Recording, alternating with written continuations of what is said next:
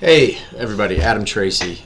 Good to be with you again. So today I wanted to talk about, and I get a lot of questions from people who are very interested in creating their own cryptocurrency, and they're looking for guidance on how to start the process. And there's obviously a great deal of concern about the recent SEC decision and how that should play into the machinations of what you're thinking if you are in fact wanting to create a digital currency. So it starts with this, and this is a common misconception I get, is you've got on one hand, you've got a coin, okay? And a coin, by definition, is a participation in an economy, right?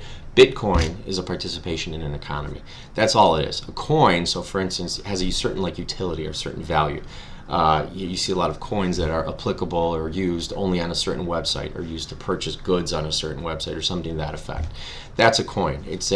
Has no real value outside of the economy for which it's created. On the other hand, you have the token, right? And a token represents an interest or a stake in some sort of collective enterprise, right? Much like a share of common stock, something like that. You have some ownership interest and some claim or right to receive some sort of asset from that collective enterprise. So when we look at what the definition of a security is, and this is famously called the Howey test, and the Howey test was established decades and decades ago. So the applicability today is funny, but it's all we really have. Now, a Howey test is part of the definition of security, references the expectation of profit, okay? So when you look at a coin versus a token, okay, a coin has no real value outside of the ecosphere for which it's created, right? Much like Bitcoin. Now we know that's not true because there's an active market for it, but inherently Bitcoin isn't reducible to anything else, okay? So clearly a coin falls outside the scope of investing for purposes of obtaining profit. A token, on the other hand, by definition, right, which is a stake in some sort of collective scheme or collective enterprise, you have that expectation of profit. Whether that profit comes in the form of money, other cryptocurrency profits, an interest in some sort of asset, oil, gas, gold, whatever it is, they're all out there today. You can see them. So when we're looking at the two, a token naturally lends itself to being a security, whereas a commodity, as the CFTC, the Commodities Futures Trading Commission, has come out and said before, Bitcoin is in fact a commodity. So when I look at the two, a coin veers towards being a commodity, whereas a token veers towards being a security.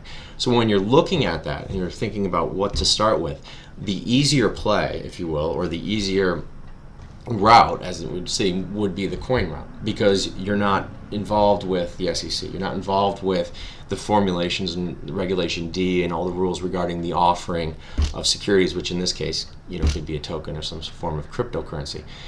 Obviously, the commodities world has its own issues, right? It has its own regulations. One being the appearance, should you go do an ICO, initial coin offering, and sell a great deal of coins, are you appearing to be a futures merchant, right? Meaning a licensed party that is licensed to sell commodities to the public at large, much like the equity equivalent, which is a broker-dealer. And those require registration, right? Those require licensure, and they also require registration. So a coin, in that sense, is not free of its own entanglements, but those entanglements, in my opinion, are so much less than on the token side, which is the securities world, right? And famously, you have your crowdfunding, you have your Regulation D, and the big differentiation, the big thing that you have to consider is who you're selling to. You have accredited, non-accredited investors, right? And in the crypto world, it becomes very difficult to differentiate between those two because you're talking about these online transactions. So typically speaking, the securities regulations, in my opinion, don't apply well to the efficacy of initial coin offerings. And of course, there are ways in which you can structure your offering such that the token doesn't represent a security, which we can go a longer discussion for a longer day. So, for those considering creating your own digital currency, be wary of the definition of a coin versus the definition of a token.